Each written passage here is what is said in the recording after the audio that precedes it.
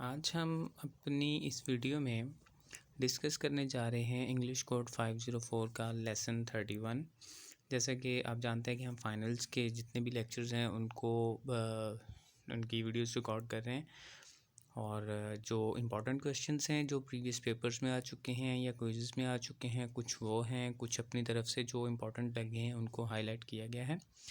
तो चलिए स्टार्ट करते हैं। बिफोर स्टार्टिंग रिक्वेस्ट है कि चैनल को सब्सक्राइब कीजिएगा, वीडियो को लाइक करें, अपने फेलोज़ के साथ शेयर करें और कमेंट ज़रूर दिया करें ताकि वीडियो में अगर कोई कमी रह गई हो या कोई चीज़ गलत हो गई हो तो उसको करेक्ट किया जाए आप लोगों के लिए और आने वाले वक्त में जो दूसरे लोग हैं उनके लिए। तो चलिए स्टार्ट करते हैं। Different aspects of first language. Socio-cultural theory emphasizes that there is a crucial link between mental processes and the social-linguistic settings. It asserts that experimental or instructional manipulation can't reflect learners' overpowering and transformative agency.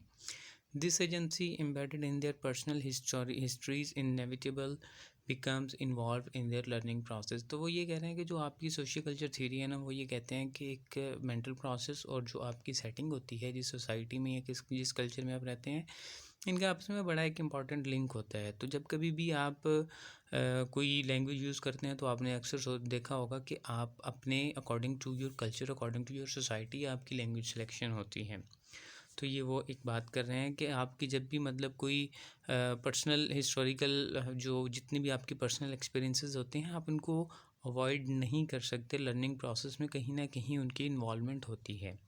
The theory argues that the primary element that promote learning and development are social by nature and meaningful learning occur in interaction.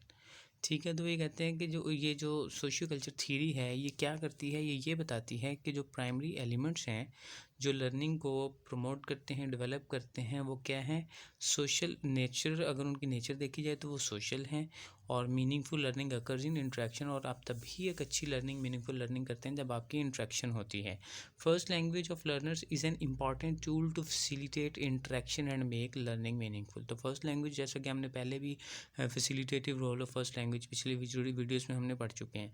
The role of first language and second language learning from our socio-cultural perspectives can be argued through discussion of its basic concepts, mediation, scaffolding and ZPD zone of proximal development, जो हमने पिछले बहुत सारी जगह पे हो चुका है। तो ये तीन चीज़ें हैं, इनके बारे में वो एक पैराग्राफ अभी बताएगा कि मेडिएशन क्या होती है, स्कैफोल्डिंग क्या होती है और ZPD क्या है, और एंड इनर स्पीच, और फिर ये इनर स्पीच क्या होती है। Socio culture concepts of mediation holds a human interact through signs which are culturally and historically determined and act as psychological and physical tool.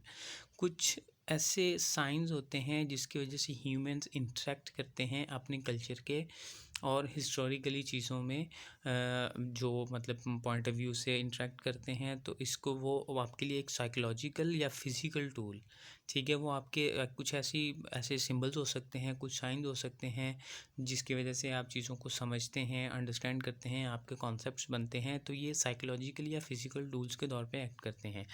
Learning is mediated as learners को construct meanings through these tools. Learning कब होती है कि जब जो learner होता है वो अपने मीनिंग्स को इन टूल्स की वजह से डेवलप करता है, चीज़ों को समझने की कोशिश करता है। Of which language is the most important, जो कि लैंग्वेज में बहुत इंपॉर्टेंट होते हैं। Language in this verbally medicated interaction supports memory and enhances its functional relationship with speech. It enables learners to comprehend, process, and use knowledge. First language remains the only available tool as they struggle to learn second language since systems and structures of second language have not been acquired।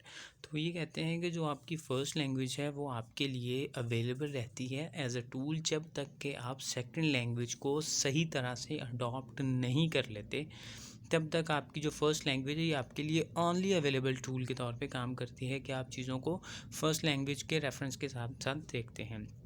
Scaffolding हमने शायद पीछे discuss किया था कि scaffolding actually होती क्या है। ये कुछ एक प्रोसेस होते हैं जिसमें चीज़ों को स्टेप बाय स्टेप सीखा जाता है, चीज़ों को स्टेप्स में डिवाइड कर लिया जाता है। फर्स्ट फिर चीज़ों को एक लर्निंग को आसान बनाने के लिए थ्रू डिफरेंट स्टेप्स पहले आप एक स्टेज को क्लियर करते हैं, वो थोड़ी बहुत आसान होती है। जस्ट लाइक गेम्स हम समझ सकते हैं कि पहला लेवल बहुत आसान, थोड़ा सा डिफ़िकल्ट, उससे आगे वाला थोड़ा मज़ीद डिफ़िकल्ट, तो इसको स्कैफोल्डिंग कहते हैं लैंग्वेज में।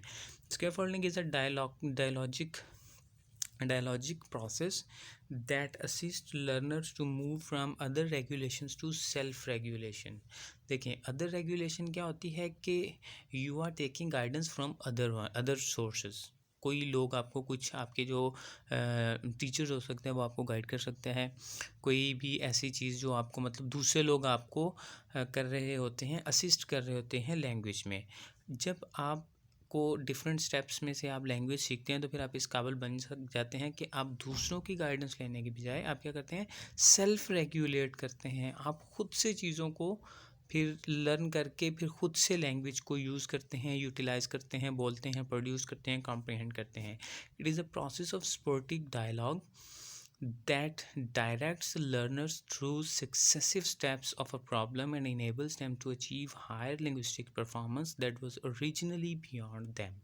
अब इसमें वो क्या कहते हैं कि ये प्रोसेस है जिसमें क्या है कि लर्नर्स को कुछ सक्सेसिव स्टेप्स के साथ एक प्रॉब्लम दी जाती है, फिर वो स्टेप्स के साथ उस प्रॉब्लम को सॉल्व करता है, फिर वो लिंग्विस्टिक परफॉर्मेंस को एक हायर लेवल पर लेके जाता है। ठीक है जी। Language mediated scaffolding of the learners with zone of proximal development. ठीक है। अब लैंग्वेज क्या करती है, वो मेडिएट्स करती है, वो आपको फैसिलिटेट करती है स्कैफोल्डिंग में। जब जिसमें मतलब आप फिर क्या करते हैं कि ZPD एक ऐसा जोन जिसमें आपकी लर्निंग मैक्सिमम होती है। First language assist to establish ZPD of the learners and ensure scaffolding by affording dialogic opportunities for the expansion of established knowledge. सबसे पहले जो फर्स्ट लैंग्वेज होती है वो आपके लिए एक ऐसा जोन, आपके लिए एक ऐसा एरिया, एक डोमेन प्रोवाइड करती है जिसमें आपकी लर्निंग मैक्सिमम होती है। ठीक है, जो स्टेप्स होते हैं आप उस हिसाब से आपकी लर्निंग मैक्सिमम चली जाती है। ठीक है, जो आपके पास नॉलेज अवेलेबल होता है उसको यूटिलाइज करते हो। This concept is strikingly different from Kreshens input concepts that perceives learners receiving input as a passive listening body. तो कहते हैं कि ये जो कॉन्सेप्ट्स है ये क्रेशंस का जो इनपुट मॉडल है उसके टोटली अपोजिट है, कि जो कि उसने ये कहा है कि जो आपको इनपुट मिलती है वो आपकी एक लिसनिंग या वो आपको जितनी अच्छी आपकी इनपुट होगी उतनी अच्छी आपकी वो होगी, अंडरस्टैंडिंग होगी या लर्निंग होगी। तो ये उसके मतलब टोटली अपोजिट है। The concepts of ZPD and scaffolding are social practices of assistant that shape, construct and influence learning in which learners actively participates. कहते हैं जी ये जो ZPD स्कैफोल्डिंग है ये एक सोशल प्रैक्टिसेस हैं जिसमें क्या करते हैं कि जो लर्नर्स है वो एक्टिवली पार्टिसिपेट करें। This the value first language can not be underestimated as it mediates mutual problem solving and interaction. और इसमें आप फर्स्ट लैंग्वेज के रोल को कभी भी इग्नोर नहीं कर सकते, बिकॉज यही होती है जो आपको प्रॉब्लम सॉल्विंग और इंट्रैक्शन में इम्पॉर्टेंट होती है और वो ये आपको फैसिलिटेट करती है। अब आगे जनाब इनर स्पीच। अब हमने 3 चीज़ें पढ़ ली, मेडिएशन पढ़ ली, स्कैफोल्डिंग पढ़ ली, ZPD पढ़ ली, अभी हमने पढ़नी है inner speech. Inner speech is a third fundamental tool in learning conceptualised by social theory. अब इनर स्पीच होती क्या है, क्यों होती है, ये है कि ये एक फंडामेंटल टूल है जो आपकी लर्निंग को कॉन्सेप्चुअलाइज करती है, आप कॉन्सेप्ट्स के साथ लर्न करते हैं। ठीक है, it assist in regulating in internal thoughts, managing actions, appropriating and systematising information and carrying out meta cognitive activities. अब इसमें होता है क्या है, सबसे पहले इंटरनल थॉट्स होते हैं, आप उनको लेकर अपने एक्शंस को मैनेज करते हैं, फिर अप्रोप्रिएट एक्शंस बनाते हैं कि किस जगह पे कौन से वर्ड यूज़ करने हैं, कौन से नहीं करने, क्या कहना है क्या नहीं कहना है। ठीक है, फिर आप अपने जो इन्फॉर्मेशन है उसको सिस्टमेटाइज करते हैं। सिस्टमेटाइज करने से मुराद ये कि आप अपनी इन्फॉर्मेशन को अकॉर्डिंग टू सिस्टम, जहाँ पे जो बात हो रही है, जिस हिसाब से आपको इन्फॉर्मेशन चाहिए आप उसी इन्फॉर्मेशन को यूटिलाइज करते हैं। और फिर आपके carried out meta cognitive activities, आपके दिमाग के अंदर जो एक्टिविटीज़ होती हैं वो कैरिड आउट होती हैं। It emerge when the learner faces difficulty and supports them in effective manipulation of the task. It works as dominant mode of verbal thought and remained central fixtures governing our higher mental functions. अब ये जो क्या है कर रहे हैं कि ये एक dominant mode of verbal thoughts हैं और ये सेंट्रल फिक्सचर है जो आपके मेंटल फंक्शंस को कंट्रोल करता है. तो that was all about lesson number 2031. तो आई होप सो कि आपको अच्छे से समझ आ गया होगा, और अगर कोई पॉइंट रह गया हो तो प्लीज़ कमेंट्स में ज़रूर हाईलाइट कीजिएगा, और अपनी दुआ में याद रखिएगा. चैनल को सब्सक्राइब ज़रूर कीजिएगा. Thanks for watching.